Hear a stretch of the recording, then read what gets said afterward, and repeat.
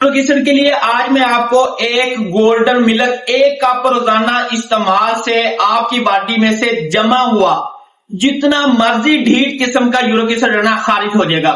अगर आप भी जोड़ों के दर्द की वजह से, जोड़ों के ऊपर सूजन की वजह से, जोड़ों के अंदर खंचावट की वजह से परेशान हैं और आपने डॉक्टरों के साथ ठेका मंगा लिया है कि मैंने दर्द की अद्वियात खानी है, फिर इस दर्द को नमनस करना है, सुन्न करना है और इसको बिगाड़ के गैंठिया बनाना है, आपने अगर गैंठिए से बचना है, यूरिक एसिड को खारिज करना है, तो ये गोल्डन मिल्क का 1 कप रोजाना इस्तेमाल करना है।